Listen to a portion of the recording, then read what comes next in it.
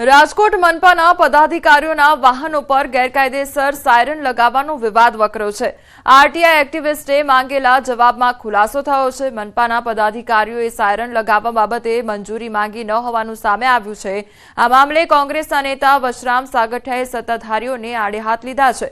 કહ્યું છે કે ભાજપના મિત્રો મોભો કરવા પોતાની સરકારી કાર ઉપર સાયરન લગાવ્યા છે। તો બીજી તરફ આ મામલે રાજકોટના મેયર નયનાબેન પેઢડિયાએ કહ્યું છે કે મારા પૂર્વે પદાધિકારીઓની કારમાં પણ સાયરન હતું।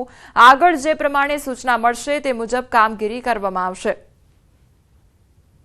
રાજકોટ મહાનગરપાલિકાના ભાજપના શાસકો જે તે સમયે એવો મને વાત કરી હતી કે રાજકોટના વિરોધ પક્ષના નેતાને ગાડી નથી આપી એટલા માટે વિરોધ કર્યો। હકીકતમાં એ નહોતું। મોટર વ્હીકલ એક્ટની કલમની જોગવાઈઓ મુજબ હું બોલ્યો હતો અને યારે ફરી નથી માન્યા। વર્ષોથી ગાડી ઉપર સાયરન હોય છે, એટલે એ સાયરન જે વર્ષોથી લગાવેલું હતું એ જ પ્રમાણે ગાડી ઉપર લગાવેલું છે। કમિશનર સાહેબ પાછે પદાધિકારી એની ગાડીમાં વર્ષોથી જ્યારે પણ આ પદાધિકારીને ગાડી સોંપવામાં આવતી ત્યારે એની ઉપર હતું, જે અમારી ગાડી ઉપર પણ અત્યારે લગાવેલું છે।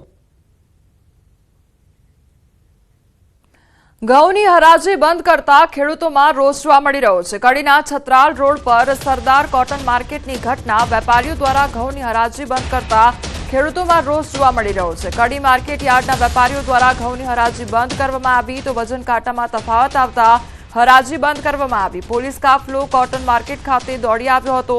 કડી cotton market yard chairman director સહિતે પહોંચી મામલો થાળે પાડ્યો હતો। મામલો થાળે પાડી હરાજી શરૂ કરવામાં આવી તો ઘઉંના માલનો નિકાલ કરવામાં આવ્યો અને હરાજીમાં માલનો પોષણક્ષમ ભાવ ન મળતા કેટલાક ખેડૂતો માલ પરત લઈ ગયા હતા। તો ખેડૂતોમાં ભારે રોષ વ્યાપ્યો છે। બીજી તરફ હરાજી બંધ કરવામાં આવતા તે લોકો રોષે ભરાયા હતા અને ત્યારબાદ મામલો થાળે પાડવામાં આવ્યો હતો અને હરાજી ફરી એકવાર શરૂ કરવામાં આવી હતી। સમાચારોમાં આગળ વધીએ તે પહેલા રોકાઈશું એક બ્રેક માટે।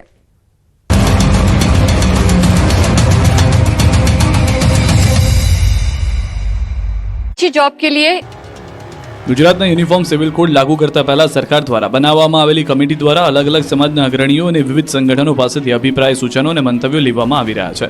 ત્યારે સુરતમાં યુસીસી કમિટીના સભ્યોની અધ્યક્ષતામાં જિલ્લા કલેક્ટર કચેરીએ બેઠક મળી હતી, જેમાં મોટી સંખ્યામાં વિવિધ સમાજના અગ્રણીઓ, સામાજિક સંસ્થાઓ, અલગ અલગ સંગઠનો તેમજ શહેરના ધારાસભ્યો, કોર્પોરેટર સહિત પૂર્વ સૈનિક હાજર રહ્યા હતા। જ્યાં તમામ લોકોએ સમાન કાયદો સમાન હક સાથે યુસીસીના કાયદાને સમર્થન જાહેર કર્યું હતું, જેમાં મુસ્લિમ આગેવાનોએ વિરોધ નોંધાવ્યો હતો। વિહિબ આગેવાને કહ્યું હતું કે હિન્દુ મુસ્લિમ એકતાની માત્ર વાતો કરવાથી એકતા આવવાની નથી, તમામ વ્યક્તિને એક સરખા હક અને અધિકાર મળવા જોઈએ। હવે કમિટી સરકારને આ અંગે રિપોર્ટ કરશે, જે રિપોર્ટના આધારે ગુજરાતમાં યુસીસીનો કાયદો લાગુ કરવામાં આવી શકે છે। જામનગરના સાયચા ગેંગના ગેરકાયદે ઘરો પર બુલડોઝર ફરી વળ્યું। બેડી વિસ્તારના સાયચા ગેંગે સરકારી જમીન પર કબજો જમાવ્યો હતો। ગેરકાયદે જમીન પર બંગલા, 11 પાક્કા મકાન બનાવી દીધા હતા।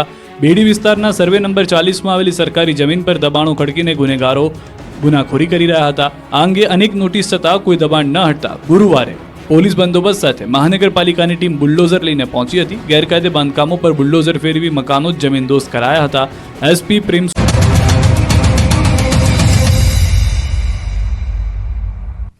બ્રેક બાદ આપનું સ્વાગત છે અને સમાચાર પર નજર કરીએ તો ભરૂચમાં તસ્કરોએ તરખાટ મચાવ્યો છે અને મંદિરમાંથી ચોર મોબાઈલ ઉઠાવી ગયો અને મોબાઈલની ચોરી સીસીટીવી કેમેરામાં કેદ થઈ છે। નેત્રંગના જખવાફ રોડ પર આવેલ સ્વામિનારાયણ મંદિરમાંથી 10,000ની મોબાઈલ તસ્કરી જતો તસ્કર સીસીટીવી કેમેરામાં કેદ થયો છે। જો કે દાનપેટી સુરક્ષિત હાલતમાં હોવાથી મોટી ચોરીનો બનાવ નિષ્ફળ ગયો છે। સીસીટીવીમાં જોઈ શકાય છે કે મંદિર પરિસરમાં તે પ્રવેશ કરે છે, જ્યાં દાનપેટી મૂકવામાં આવી છે ત્યાં જઈને દાનપેટી પર ચોરીનો નિષ્ફળ પ્રયાસ કરવામાં આવે છે। જો કે અહીં ચોરી નિષ્ફળ રહેતા મંદિરમાં ભજન કીર્તન ચાલુ હતા ત્યાં જઈને મોબાઈલની ચોરી કરી દે છે। સુરતના ભાઠા ગામ નજીક દીપડાના આંટાફેરા જોવા મળ્યા અને દીપડાને પકડવા 3 પાંજરા મૂકવામાં આવ્યા છે। 4 દિવસ પહેલા દીપડાએ વાછરડાનું મારણ કર્યું હતું।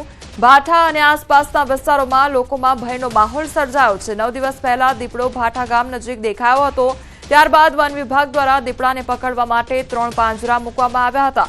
વન વિભાગ દ્વારા અલગ અલગ જગ્યા પર નાઇટ વિઝન કેમેરા પણ ગોઠવવામાં આવ્યા। રાત્રિના સમયે લોકોને એકલા ન નીકળવા માટે વન વિભાગે અપીલ કરી.